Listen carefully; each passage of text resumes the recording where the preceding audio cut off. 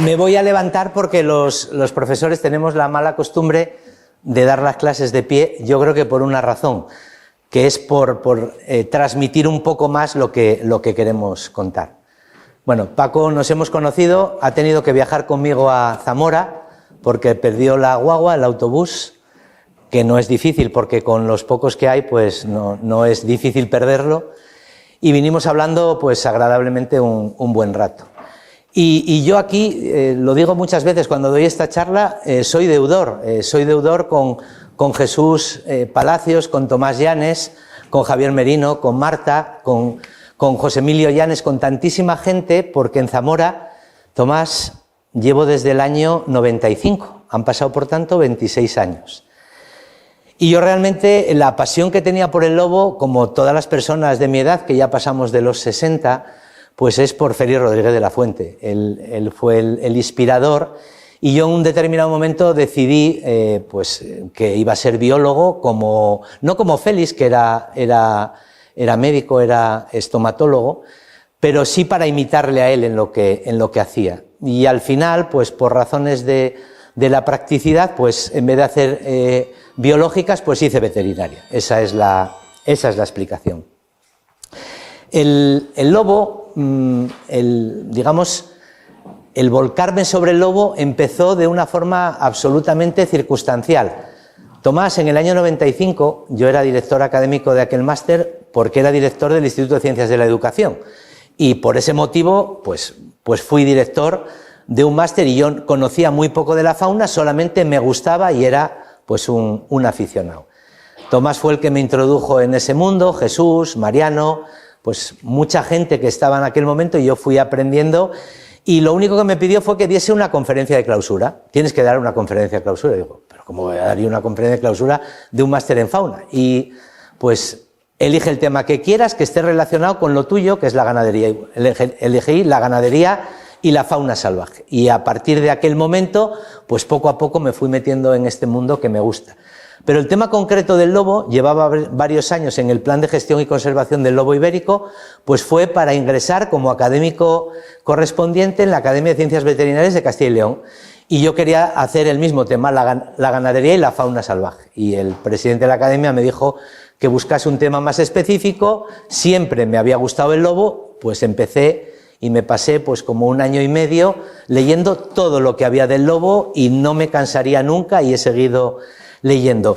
Mi conocimiento viene desde el mundo de los seguros agrarios, de los seguros pecuarios, y yo le decía a Paco que a mí me cambió la visión del lobo el día que hubo un ataque a una explotación ganadera en la montaña de León, a una explotación de ovino de leche, y aquel ganadero, aunque el seguro de agroseguro le indemnizó, pues le rompió la vida, y a mí me hizo cambiar la visión que tenía idealizada del lobo, y en aquel momento empecé a pensar un poco también en los ganaderos. En el año 2017 se decide hacer un congreso internacional sobre el lobo ibérico en Robledo de Sanabria, un lugar, si lo conocéis, incomparable. A mí me parece que es digno de ver, y sobre todo de cómo lo gestionan, y se decidió hacer un congreso invitando a la que había sido la primera autoridad mundial en el grupo de conservación de la naturaleza de la organización internacional, el Grupo Lobo, el profesor Luis David Mitch, y también decidieron que yo fuese la persona que llevase la parte, digamos, científica de ese congreso, y yo pues también aprendí muchísimas cosas. En aquel congreso, en el año 17, en Robledo, recuerdo todavía cómo había muchos profesionales, había gente de todos conservacionistas, a favor y en contra de determinadas posturas frente al lobo, pero fue un congreso, yo creo que muy positivo, y las actas que están en libro y también en formato PDF, pues han sido una muestra del entendimiento que tiene que existir siempre en el mundo del lobo, y sobre todo en relación con la ganadería. He hecho un pequeño índice, algunas cosas las vamos a ver muy rápido y sobre todo lo que quiero poner es bastantes fotografías de la realidad del lobo, también mapas para que veamos cómo ha evolucionado, intentando pues profundizarlo justo para intentar comprender el problema. Vamos a hablar de generalidades del lobo, que es el lobo como especie, si hay subespecies, si está en peligro a nivel mundial. Vamos a hablar cómo se organiza y vamos a hablar de censos, sin entrar en muchos detalles de si está o no está bien, qué número de lobos hay o mejor qué número de manadas, que es como realmente se puede contar lobos, no contamos por individuos sino por grupos de organización social. Vamos a ver los daños que provoca el lobo. Castilla y León es la comunidad con más lobos de España, más del 55% del total, y también la que tiene más daños, aunque no proporcionalmente al número a la población de lobos. Vamos a hablar muy poquito de la rentabilidad de las explotaciones ganaderas, un tema que Tomás, que siempre es una persona muy agradable, siempre elige para que yo dé los temas más sencillos en los congresos. Y entonces, como yo doy circunstancialmente clases de economía, dice, pues Vicente, que hable de economía, de las explotaciones ganaderas, que es lo que a él le gusta, y bueno, pues me tocó dar ese agradable tema, lo voy a intentar sintetizar muy rápido. Y vamos a hablar de medidas preventivas, fundamentalmente de mastines. Yo, como presidente de la Canina, y por cierto, estáis todos invitados el día 7 a Mansilla de las Mulas, a lo que va a ser probablemente el mejor concurso de mastín leonés de todos los tiempos, de mastín español, bueno, y concretamente a nivel de León, sin ninguna duda, van a ir los mejores criadores de todas las asociaciones, de todas las tendencias, se van a unar en Mansilla de las Mulas el próximo domingo, día 7. Y hablaremos también de vallados, de cerramientos, de estabulación, de no estabulación, de pastoreo. Y luego ya rápidamente vamos a hablar de medidas compensatorias, que es lo que se recibe como indemnización cuando hay un ataque, cuando no han funcionado las medidas preventivas, y también de gestión poblacional, incluyendo la caza o la gestión cinegética. Y terminaremos con unas pequeñas conclusiones. Lo primero, perdón, esta sí que es muy importante, lo primero que hay que decir del lobo es que la controversia no es por este lobo de la izquierda, por el lobo real, por el Canis lupus, es por el de la derecha, por el lobo simbólico. Todos, absolutamente todos los que estamos aquí, tenemos una idea simbólica de ese lobo. Y ese lobo es lo que creemos que es, lo que nosotros creemos, un depredador asesino, una especie emblemática, lo que queramos. Lo que pensamos que representa. Para mí el lobo representa la naturaleza salvaje, para mí representa la imagen del predador oportunista, lo que sea.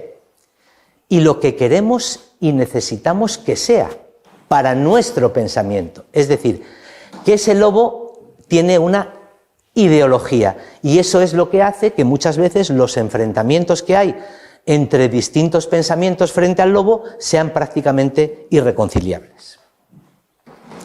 El lobo corre peligro, ahí viene en rojo donde ha desaparecido, evidentemente en todas aquellas zonas donde el ser humano, que hemos tenido un éxito innegable y hemos pasado en muy poquito tiempo de 2.000 y pico millones a 10.000 y vamos a sobrepasar rápidamente la cantidad de 12.000 millones antes de lo que pensáis, y permanece presente en las zonas más al norte, más cerca del círculo polar. Curiosamente, la gente que piensa que todos los lobos que hay en las zonas de África son una degeneración del lobo, es todo lo contrario. El lobo inicialmente, cada vez se sabe más por genética, que procede de aquí, y al ir ascendiendo ha ido cambiando a esa imagen que tenemos de esos magníficos lobos de Alaska con 70 kilos de peso y ese pelaje maravilloso, pero realmente de donde procedes de esas zonas. Ocupa solo el hemisferio norte, pero es la especie con más difusión, porque es muy poco exigente y se adapta facilísimamente. El lobo ibérico. ¿Podemos hablar de un Canis lupus signatus? Sí, es una subespecie. ¿Tiene alguna característica diferencial con el resto de Canis lupus? Pues mirar, muy poquitas. Tiene una serie de peculiaridades, no tenemos tiempo para entrar en detalles, pero en cualquier caso, lo fundamental de nuestro lobo ibérico es cómo se ha adaptado a zonas tan variables como Galicia, donde casi convive detrás de los paisanos, a zonas nuevas en las que comparte el lobo con la ganadería extensiva o en parques y espacios protegidos. ¿Cómo se organiza el lobo? ¿Podemos contar lobos? Pues mirar, contar lobos es prácticamente imposible. Podemos contar manadas, que son los grupos reproductores, y por una serie de peculiaridades podemos detectar esas manadas. Y un grupo de estos, una manada, un grupo reproductor, generalmente está constituido por un macho y una hembra dominantes, que tradicionalmente se llaman macho y hembra alfa, por una serie de individuos que proceden de los años anteriores, si es una manada ya consolidada, y por los cachorros de ese año, que como todos sabemos, pues ¿cuántos cachorros tiene de media un lobo? Pues nos lo decían de pequeños, 5 lobitos tiene la loba, pues 5 de media. ¿Puede tener 10? Sí, pero lo que no podemos poner es que los lobos tienen de media, sí. Perdón.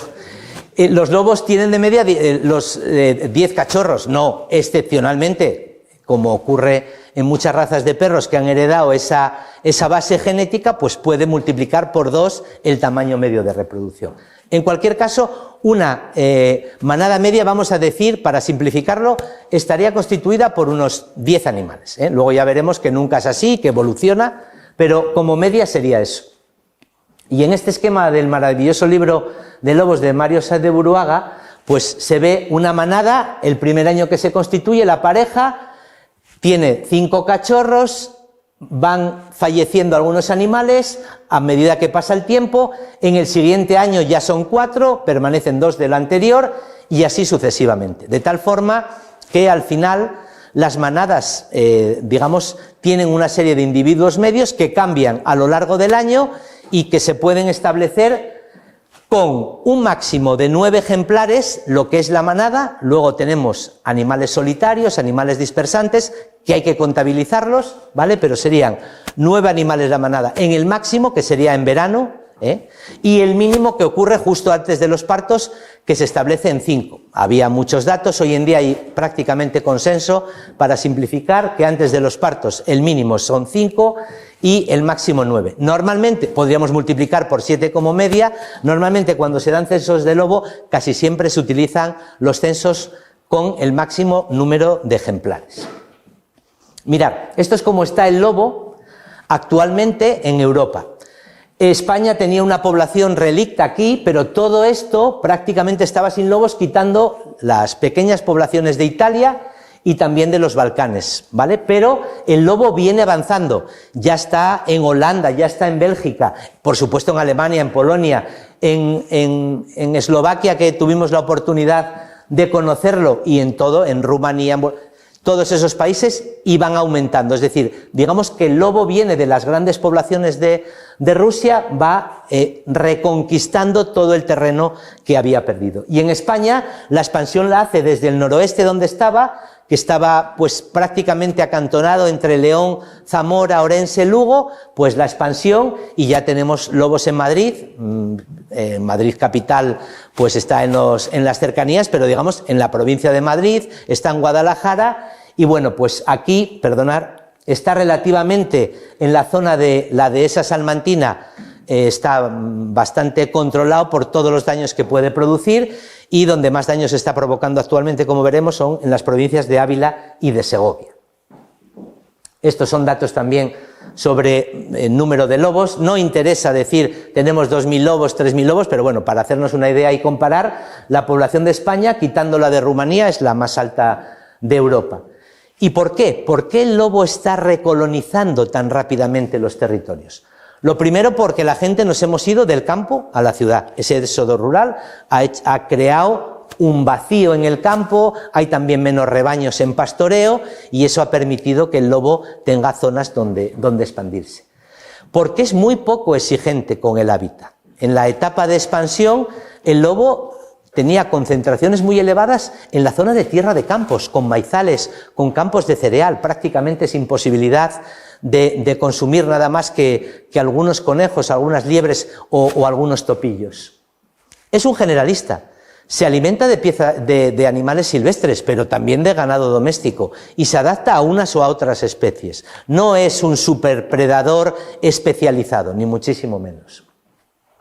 tiene una alta tasa de reproducción.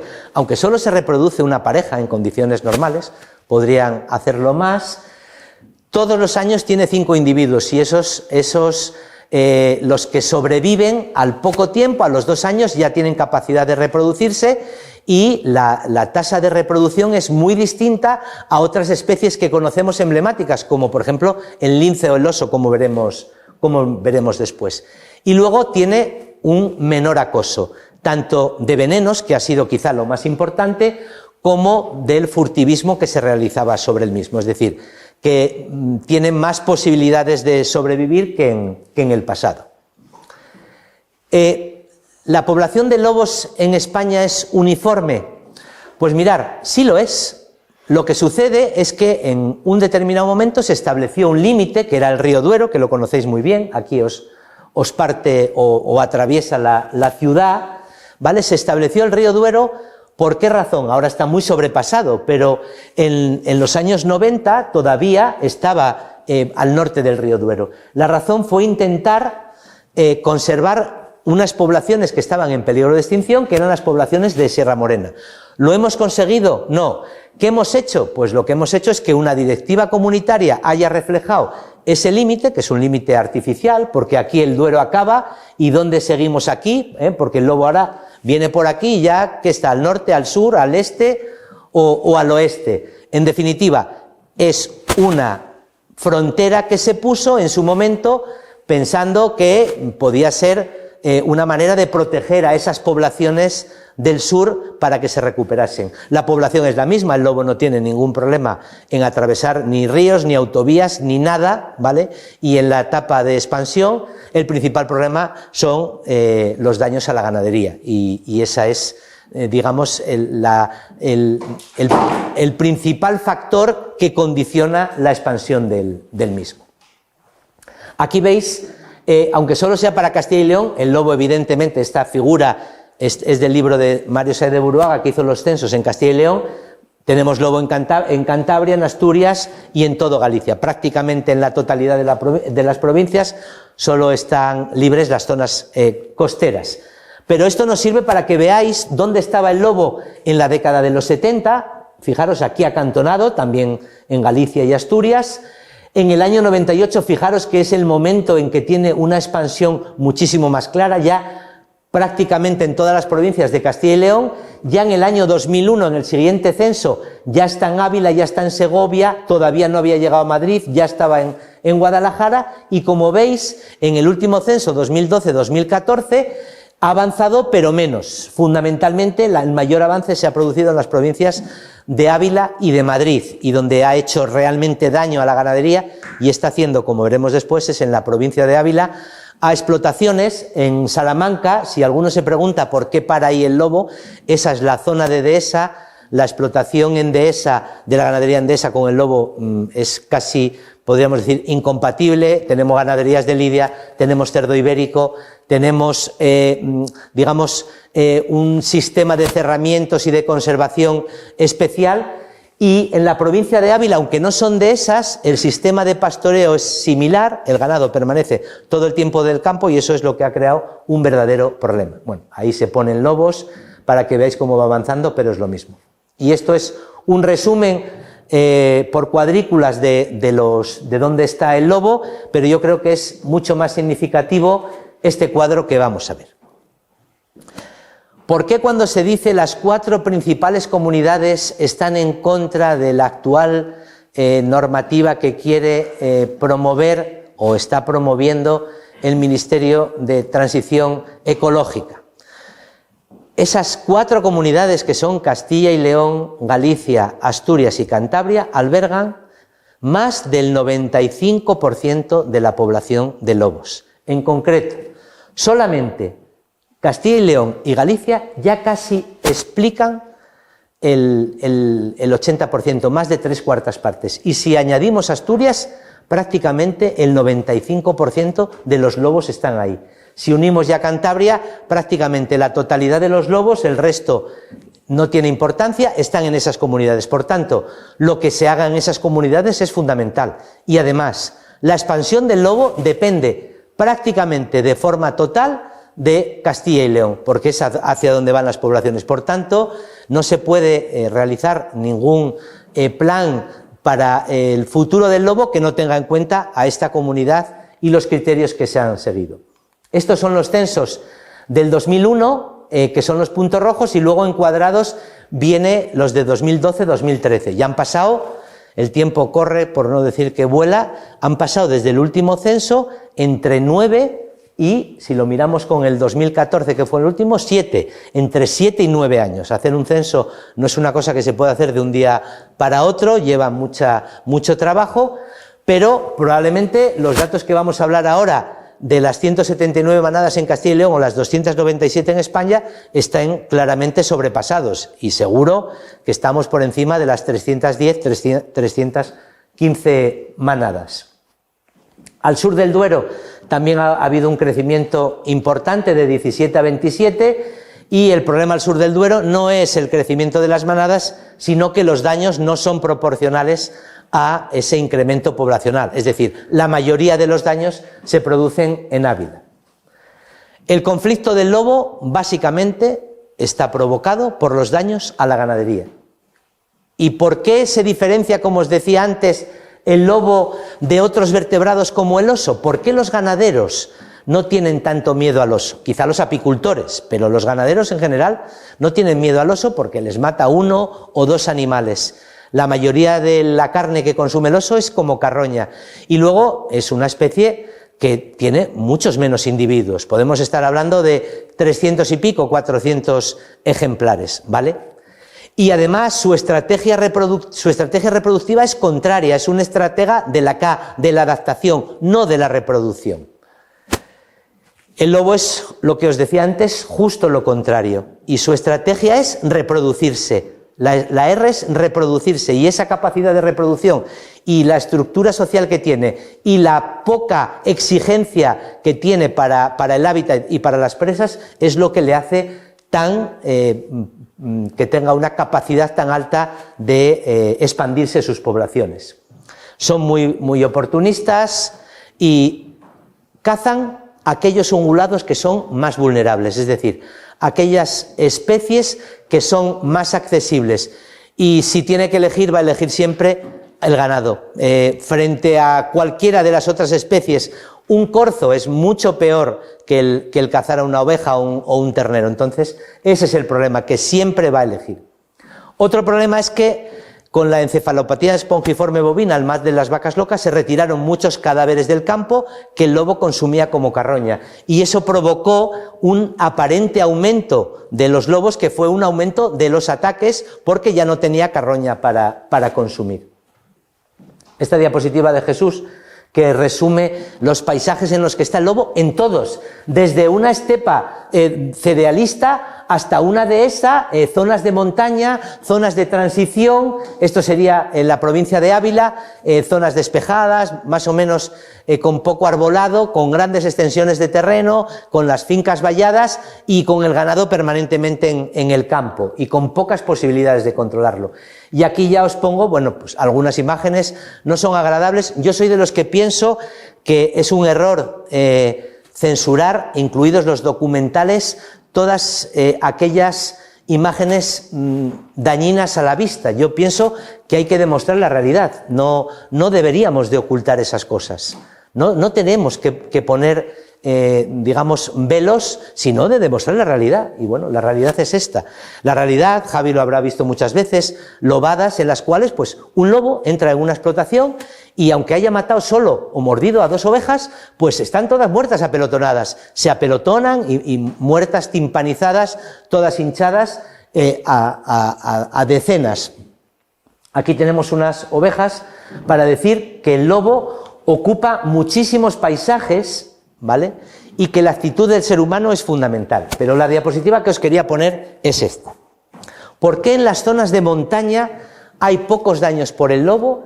¿Y por qué en determinadas zonas de dehesas o zonas al sur de la comunidad en Ávila el lobo provoca tantos daños? Me gustaría decir, está claro, dónde hay mastines y dónde no hay mastines, dónde hay perros de guarda adecuados. Bueno, puede ser una explicación, pero mirad, La explicación es que en las zonas de montaña, en la época de mayores poblaciones de lobo, en el otoño, en la época del otoño, cuando más lobos hay en el campo, normalmente los ganaderos recogen al ganado. En la provincia de Zamora es un ejemplo de manejo de la ganadería, sobre todo de la ganadería ovina. Lo estabulamos, hay pastores, llevamos perros, aunque a veces den problemas que salen en los medios de comunicación. Vale, eso es importante. Pero mirar, en las zonas de Dehesa y en las zonas de la provincia de Ávila, el problema es que el ganado está permanentemente en el campo, ¿vale? Y además en grandes extensiones de terreno, y no son ovejas, son vacas. Las vacas han sustituido a las ovejas y los ganaderos aprovechan la PAC, la máxima densidad que les permite 1,2 UGM por hectárea, o sea, muchas vacas por hectárea en grandes extensiones. Y el ganado vacuno es un ganado que no es gregario, aunque algunas razas se mueven en grupos, no son las ovejas. Y no es fácil realizar lo que se hace con el ganado ovino. No hay estabulación permanente, tienen algunos establos, pero son para cebar terneros, y las madres y los terneros están todo el tiempo en el campo. ¿Podríamos utilizar mastines? Muy difícil. Tendríamos que socializarlos y además, si el ganado está disperso por el campo, la efectividad es muchísimo menor. Y el lobo ataca por la noche, al final siempre tendríamos bajas de los terneros. Por tanto, el que haya más daños en algunas zonas es consecuencia de los sistemas que hay para manejar al ganado y que no se pueden cambiar o a corto plazo son difíciles de cambiar. Estos son resultados de lobadas, de ovino, es de lo que más imágenes hay porque generalmente mata muchas ovejas, pero el valor de una oveja no es lo mismo que el valor de una vaca, o el valor, imaginaros que un lobo ataca a una explotación de ganado de lidia o a un semental. Bueno, el valor pueden ser decenas de miles de euros. Esto es un ataque porque yo ponía la ganadería extensiva y el lobo. Y un periodista me dijo, Vicente, hay un caso de una explotación en estabulación. Y yo conozco más, aquí en Zamora, una persona que nunca le creyeron, pues el lobo entró y le mató 50 ovejas. Y nunca se las pagaron porque había por la zona perros, él tenía perros, que fueron tus perros, que fueron los perros del vecino, y al final no. El lobo puede entrar y puede matar alguna oveja y otras apelotonarse. En el caso del ovino, si es de leche en estabulación, el daño es muy grande porque ahí sí que puede haber estrés, puede haber abortos y podemos perder una producción muy importante. Puede haber daños mucho más allá del número de bajas directas. Puede atacar también a los équidos, a los caballos, sobre todo a los potros. Los caballos se defienden bastante bien en grupo, pero siempre algún incidente, y por supuesto al vacuno.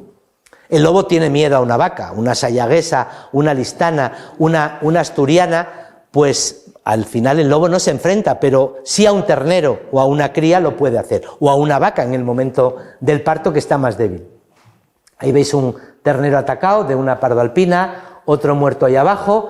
Estos son también animales muertos de lidia en este caso, y también la información de la derecha me la mató Tomás cuando estábamos en pleno curso del título de gestión y conservación del lobo, y la de la izquierda es un cerdo ibérico que tiene una herida en una extremidad. Imaginaros cómo se puede defender los cerdos ibéricos en la zona de la dehesa de los ataques de lobos, y lo tenemos difícil. Y esta gráfica tiene dos partes. Esto es el número de ataques y esto es el número de animales. Hay 2.500 ataques y 3.600 animales muertos. Quiere decir que más o menos cada ataque es un animal, 1,4 creo que sale. ¿Por qué? Porque la mayoría de los ataques actualmente se producen en explotaciones de vacuno y matan a un ternero o a un ternero y a la vaca, que es lo más habitual, y en la media ahí vienen pues algunos ataques que hay de ovino, pero ahora predomina los ataques, y con muchísima diferencia. Donde más ataques hay es al sur del Duero. En concreto, la provincia de Ávila tiene más del 60% del total de los ataques del lobo en la comunidad, y la siguiente Segovia, bastante lejos. Entre las dos, más del 80% de los ataques solo en esas dos provincias. Es decir, la mayoría de los lobos están en el norte y provocan muy pocos daños, y unos pocos lobos que están en el sur, al sur del Duero, son los que más daños provocan. Y estos son las indemnizaciones directas de los animales que paga la Junta de Castilla y León. Se llaman pagos compensatorios y solo se realizan al sur del Duero, ¿vale? Y ya hemos pasado del 1.200.000 euros. Pero como digo yo, esto no es nada si empezásemos a incluir aquí los daños patrimoniales que pueden reclamarse a mayores de esto que se tiene, que podrían ser decenas de millones, ¿vale? Y además tampoco hemos considerado aquí que esto es al sur del Duero. El día que el lobo no se pueda cazar al norte y tengamos problemas en toda la comunidad y la administración tenga que hacerse cargo, ya veremos qué indemnizaciones tenemos y si son suficientes.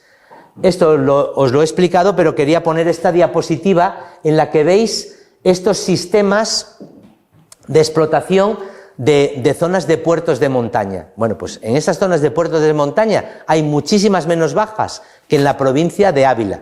En esa zona hay un cierto control, hay pastores, van con los mastines y mayoritariamente es ganado ovino. Y el ganado vacuno, cuando está en esas zonas, pues también puede estar con mastines, que ya están acostumbrados a estar con las vacas, y puede haber alguna baja, pero muchísima menos. Rentabilidad de las explotaciones. Conclusión.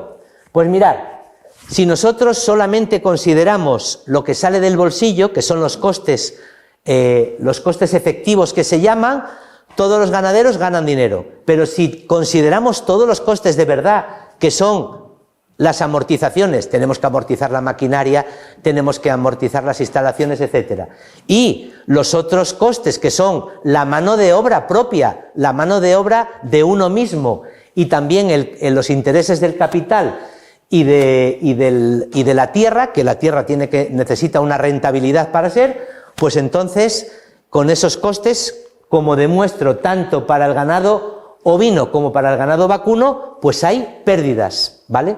Esto sería considerando la totalidad de los costes por oveja, es decir, cada oveja, en vez de ganar algo, perdemos 10 euros. Y si lo hacemos para el ganado vacuno, pues pasa prácticamente lo mismo, igual.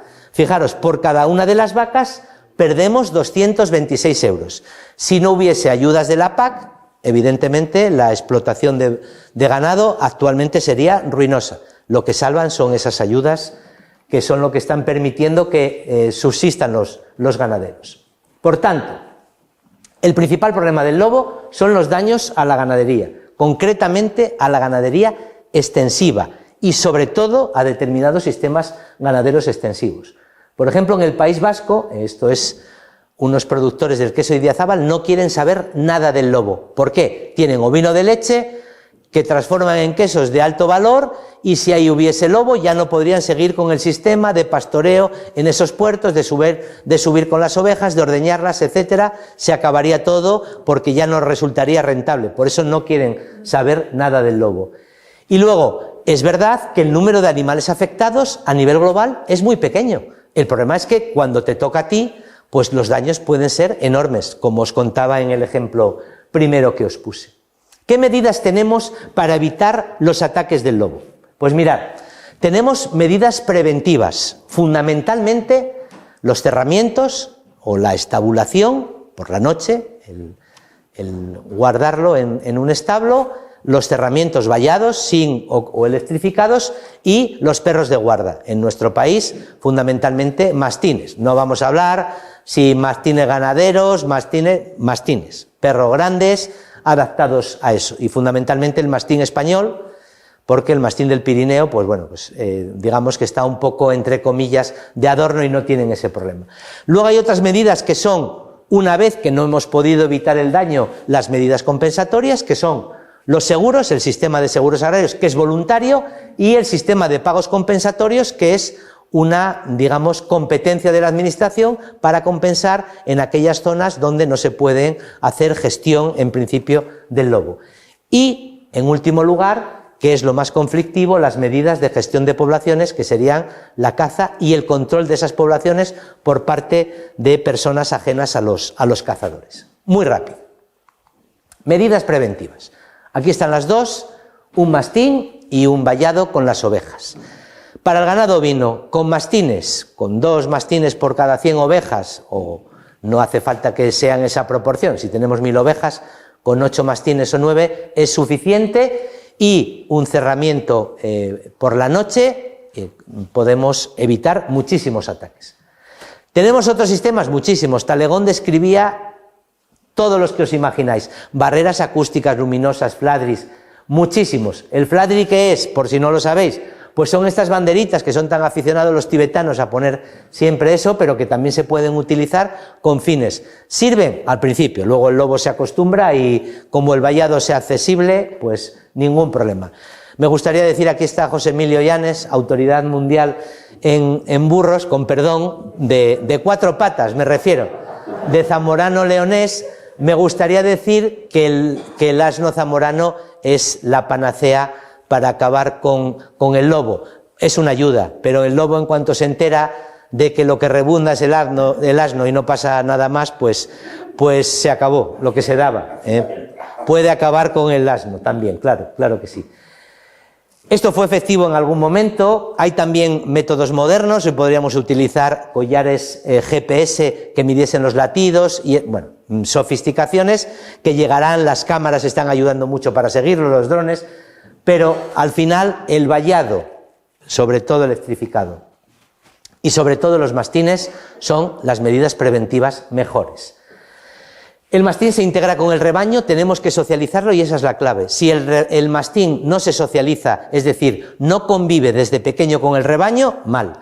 Y coger un mastín de mayor y meterlo en un rebaño no es la mejor de las soluciones, sino que es mucho mejor ir haciéndolo poco a poco. Por eso no se puede improvisar en el tema de los mastines.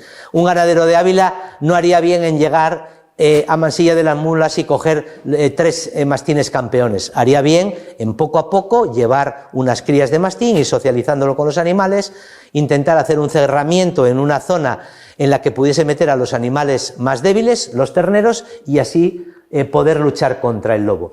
¿Qué tiene que tener un buen mastín? Morfología, sí. Ya sabemos que los mastines de concurso no están preparados para ir por el campo. Un mastín con 90 kilos no va a estar detrás de las ovejas o corriendo detrás de las vacas. Pero esa genética, esas características sí son importantes. Y tampoco es cierto que los mastines de concurso no pueden estar con los lobos. Mirar, Tomás Familiar, que en paz descanse, se nos lo llevó la COVID, pues estaba haciendo ahí una prueba funcional con unos mastines recorriendo 20 kilómetros y midiendo el tiempo que tardaban. Pero estos 2 perros que están en la Catedral de León son de un pastor, fueron campeones del concurso más prestigioso de mastines y están con las ovejas en el campo. Y son los mismos perros, claro, el día que concursaron tenían 15 kilos más que tienen ahí, y parecían otros animales, pero rápidamente se pusieron a tono cuando tuvieron que integrarse con el rebaño. Es decir, que sí, que los mismos animales se pueden utilizar para ambas cosas, pero evidentemente si lo preparamos para un concurso buscamos la estética, la morfología, como ocurre con todas las especies.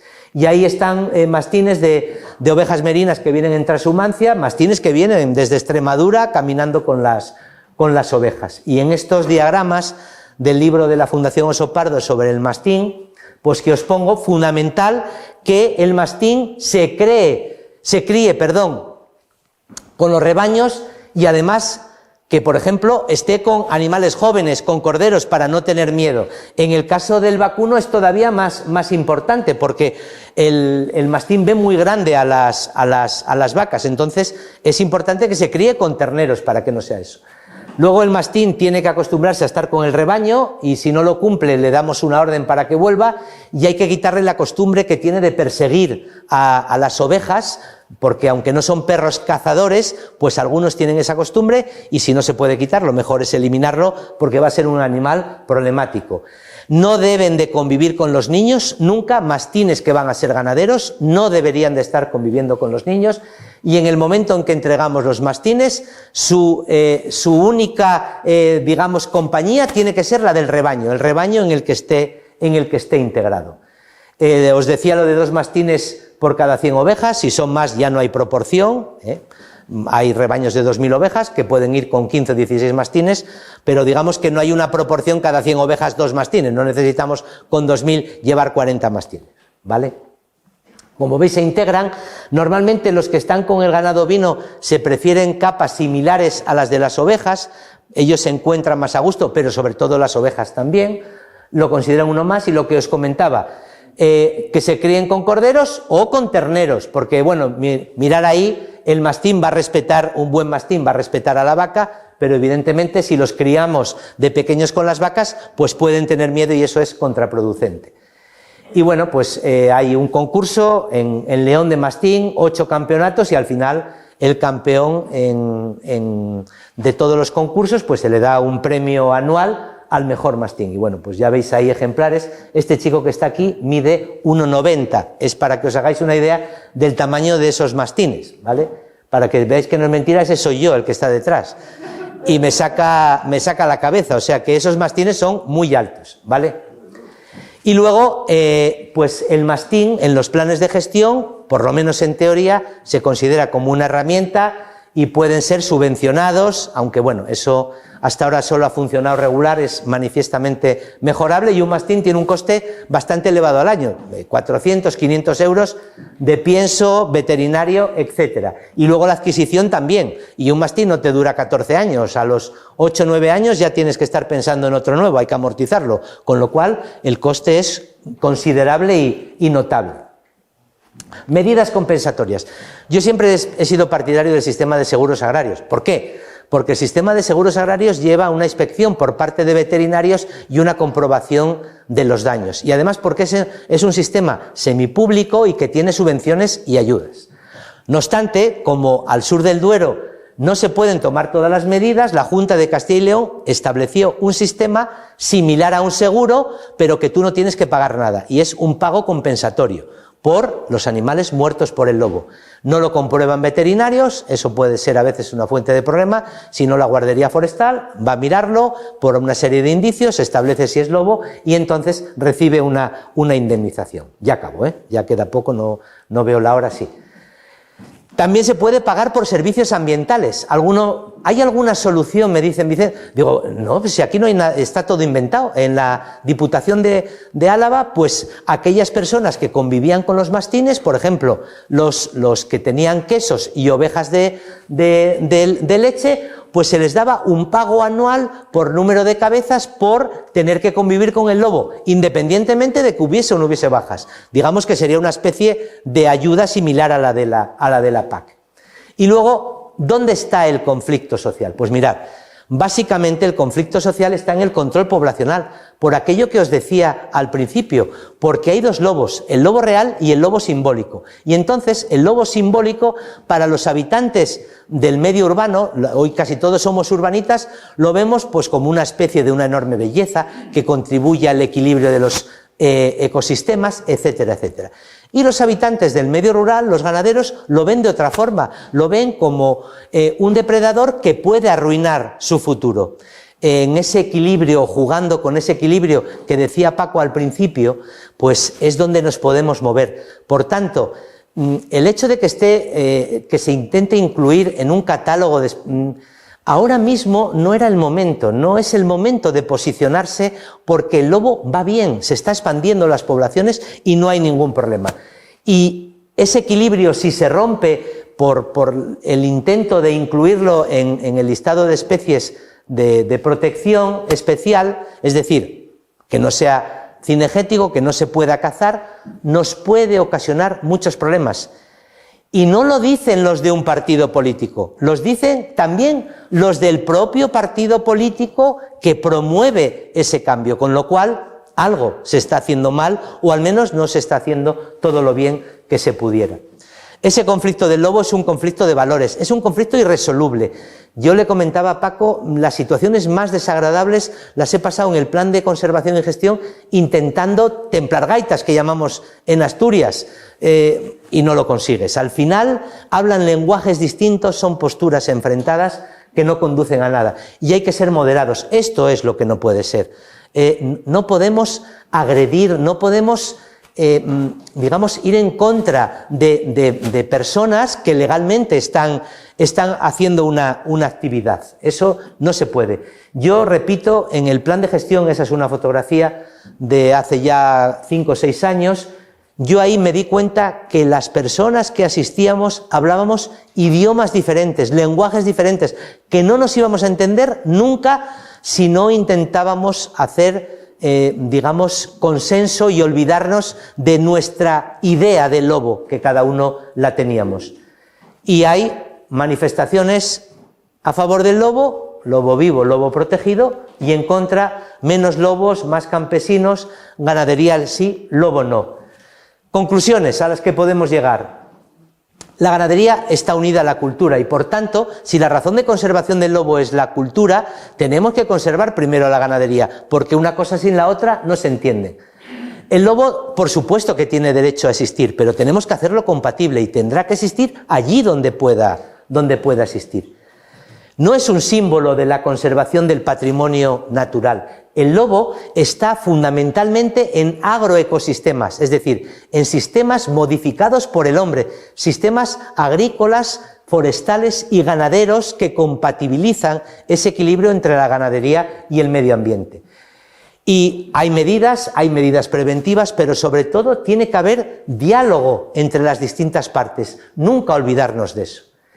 Las conclusiones son que el lobo está en una situación favorable, que el mayor problema es la ganadería extensiva, sobre todo algunos sistemas ganaderos extensivos, que aunque la rentabilidad sea muy escasa, todavía las explotaciones ganaderas son posibles en el futuro, con o sin ayudas, pero todavía es posible esa ganadería, que podemos reducir los daños, que podemos seguir investigando, pero que ya tenemos herramientas, que hay que pagar de una forma rápida y justa, pero tampoco para que nadie se lucre, y que al final lo que hay que evitar son posturas extremistas. Los lobos han sabido adaptarse perfectamente. El problema es de los seres humanos. Y para acabar, quería decir que si hasta ahora, durante décadas, entre todos hemos hecho posible la recuperación del lobo, también debemos de ser capaces de encontrar la mejor manera de convivir con él. Muchas gracias.